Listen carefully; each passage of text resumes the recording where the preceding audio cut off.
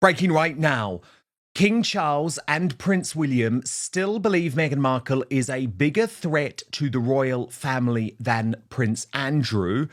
A position backed up by a Bombshell outspoken poll. I'll reveal the results in just one moment. But first, I think we're talking palace intrigue, power struggles, dying monarchs, scandalous uncles, and, of course, Meghan Markle, the woman the royal establishment apparently still sees as a greater threat than a man linked to Jeffrey Epstein.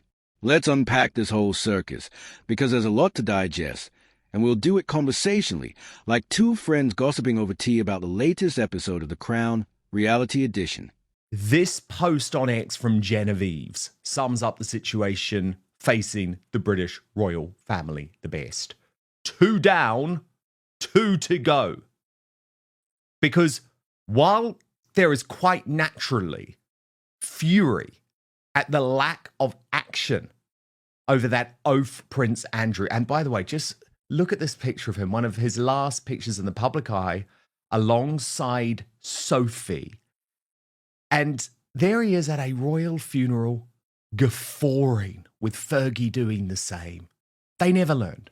And they were given opportunity after opportunity to learn. So while I completely understand the fire and fury being aimed in the direction of the, do we say, former Duke and Duchess of York? I mean, at the end of the day, he's not using his title, but he still does own it. And there is, of course, growing pressure on the king to go to Parliament and demand this legislation in order to go the full hog. But of course, at the same time, Harry and Meghan remain the very living threat. And as I revealed on yesterday's show, William has determined that as King William V, one of his first acts of monarch will be to introduce an act of parliament that will strip them of their princely titles, of their duchess titles. And I think that is absolutely necessary. But can we really wait that long? My sources say there is a growing feeling within Buckingham Palace that Prince William is winning the argument and that Charles may have to take a political stance on that matter. And of course, if it does get before the House of Commons when it comes to Andrew, it would be very, very easy to slip the Sussexes in there as well. Now, there's been a lot of consternation about this briefing from Buckingham Palace, that indeed they still view the Sussexes as the very real threat to the British royal family. So I thought, I want to ask the outspoken audience, because you are the smartest people in the world. We've had over 70,000 votes so far in this poll. So this is a huge, huge result. And the question was simple. Who is the biggest threat to the British royal family? And the results are astonishing. Just 1% say Fergie, 14% say Prince Harry, 38% say Prince Andrew, but 47% say Meghan Markle remains the biggest threat today to the British royal family. Now, we're going to get reaction to all of the news about the crisis engulfing the monarchy with our royal mastermind, Prince Harry's biographer, and Queen Camilla's biographer, Angela Levin, in just one moment. So here's the headline. According to Dan Wootton, show Outspoken, both King Charles and Prince William still believe Meghan Markle poses a bigger threat to the monarchy than Prince Andrew. Yes, that Prince Andrew, the one who gave a car crash BBC interview about his friendship with Jeffrey Epstein, claimed he doesn't sweat and was stripped of royal duties after paying millions in a settlement to Virginia Giuffre. Yet, despite that, nearly half of a 70,000-person poll still voted Meghan Markle as the biggest threat to the royal family. But first, let me take you through this new reporting from Tom Sykes, who says the fall of Prince Andrew is the first great triumph of King William V.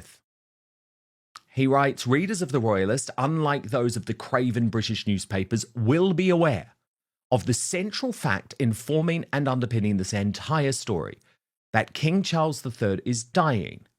Andrew's separation from his ducal title really goes back to February last year, 2024, when the king broke with every tradition of his dynasty and announced to the world that he had cancer. The palace presented this as a gesture of transparency and bravery. Actual friends of the king, speaking informally, have told me they feared it was unwise, but that he had been forced into disclosure because he had hastily informed the world he was having treatment for a benign prostate. So everyone knew something was wrong, which made disappearing for 6 weeks while they figured out the details an impossibility. William's determination to do something permanent about Andrew when he becomes king can be traced to a single humiliating moment. Balmoral, August 2023. William was ordered to drive Andrew to church. At that moment, Charles hadn't pre-announced his own death. He was the all-powerful monarch who had to be obeyed. So William obeyed. The image, grin-faced hair, behind the wheel, the disgraced Duke beside him, circulated around the world. William's aides briefed furiously afterwards that he had been obliged to do it, that it was not his wish. Those who know William say the episode hardened him. That, said one, was the day he decided he would never be made to do something like that again. But everyone can see the truth. Charles looks exhausted. He has lost alarming weight, and he is still receiving regular radiotherapy and immunotherapy. He spends long stretches at Highgrove and Balmoral in near total rest. Yet in the official narrative, he is merely convalescing, soldiering on. A few discreet lines are inserted, like the one slipped into a Telegraph piece this week. The king, whose cancer diagnosis has given him other pressing priorities, as a form of insurance for when the worst happens. It is not morbid to point this out. The death of a monarch is not a private tragedy. It is the engine that powers every royal drama from Shakespeare to the present day. So when in 2024 Charles announced he had cancer and William was forced to start planning in earnest for his own reign, one of the first decisions he made was that the Andrew problem would be solved, as one source told me at the time, via amputation. Charles will survive longer than was expected in those first fraught few weeks. Still, the energy now flows to William, whose team, young, digital, ruthless, are clearly ready to give the institution the most almighty kick up the behind. This is the pre-succession, one former courtier told me. It's what Charles did to the Queen when he fired her private secretary, Christopher Gite, only now it's being done to him. William, for his part, has no interest in the sentimental family unity that his father prizes.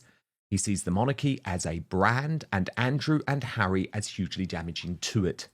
His view, expressed repeatedly to aides, is that his uncle should never again be in the presence of the monarch. When Andrew attempted to get into a photograph at the Duchess of Kent's funeral in September, which we just saw, William's fury was instant. Those close to him say that sealed Andrew's fate in William's mind. He had to go and renew the campaign with new energy and determination. Intriguingly, the media looks ready to credit William for Andrew's downfall. I'm noting repeated references to his role in reports, and I expect a lot of lobbying from his side on the matter in the next few days and weeks. But William, I'm told, is not finished. When he ascends to the throne, I am told he will issue new letters patent to strip Harry, Andrew, Archie, Lilibet, Eugenie, and Beatrice of their HRH and princely titles. It's a curious but familiar moment. A dying monarch too proud to abdicate, an heir already acting as king, and a family rearranging itself around a slow-motion end. Even those who admire Charles's stoicism admit that the balance of power has changed irrevocably. When the king announced he had cancer, says one palace source, the reins slipped overnight. So the Duke of York is gone. The king, meanwhile, fights his private war with a disease, the type of which the palace still will not name. Andrew came in second at 38%, Harry at 14%, Foji at a distant 1%. So, yeah, people apparently think Meghan is more dangerous than a man accused of sex crimes. He's quietly setting the stage for a no-nonsense monarchy, a rebrand for the digital age. And in that vision, there's simply no room for scandal, sympathy, or second chances. And below him already, the next sovereign governs in all but title, preparing a kingdom in which there will be no room for weak men or indulgent brothers. In the end, the king's illness explains everything. His haste to announce an innocent prostate procedure made transparency unavoidable. His transparency ushered in the transition, and King Billy demanded a very public sacrifice. Andrew is that sacrifice, the scapegoat offered to prove that William's monarchy still has a backbone, even as the patriarch fades. And of course, we learn that Meghan Markle is furious about this from Montecito because, as the Royal News Network points out, if an Act of Parliament does strip Prince Andrew of all his titles, then it's game over for Prince Harry and Meghan Markle. Once you break the dam, it makes extending the move to other royals so much easier. The cosplay royals should be worried. So Angela Levin, a huge amount going on here, but I think the first thing to say is that there seems to be growing consensus that it's not enough for Andrew to simply say, well, I'm not going to use the title. There is growing pressure on King Charles, not just from politicians, but also from his own son, to actually go further, Angela, to have this Act of Parliament where his title is stripped, where he would not even be able to use the term prince anymore, which of course would overturn a rule that was introduced by King George V. And this would also be hugely worrying for Meghan, Harry, Archie, and Lilibet, who William intends to remove from all royal life as well. What do you make of it all? Well, what I make is that the comment is extremely harsh, and so it makes everything sound much worse than actually it is. I think that Prince William is actually doing a terrific job. He doesn't want to be king at the moment. He doesn't want to be king until his children are much older. We should all know that. But he wants to help his father to get out of it. And he knows that fathers, grandfathers, actually find it very difficult to make rules against those children. But if you're a brother or you're an uncle, you can do it much more easily. So my view of that is not that he's trying to win things, it's that he's trying to help a lot. And I think that's what he's doing very well. Because it's the right decision, isn't it, Angela? That is the reality. William knows that it is unpalatable for the British monarchy to keep this disastrous couple in the mix when it comes to Andrew and Fergie, but also to have Harry and Meghan constantly dragging down the brand. Both couples are an issue. Yeah, I feel very strongly that Harry and Meghan should be cut out.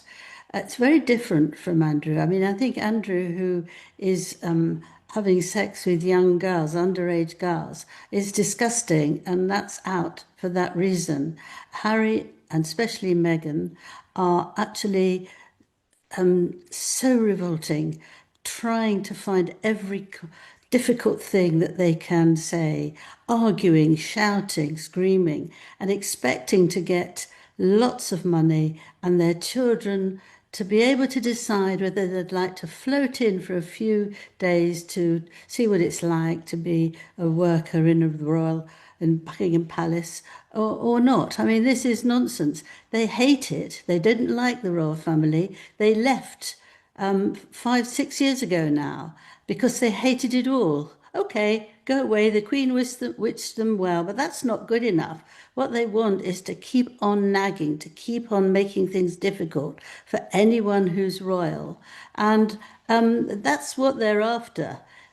Getting money, and actually if anybody gets there, he could take over and Meghan can take over and all would be well. But that is absolutely disgusting. They don't deserve to have any attention from the royal family, and the more that they go on and on about it, the harder we must be. Absolutely. The children don't need anything. They're little kids. They don't even know who their grandfather is, or either grandfathers actually, and they don't need to learn how to be royal people. They're not. So let's leave it. Let them have their own lives.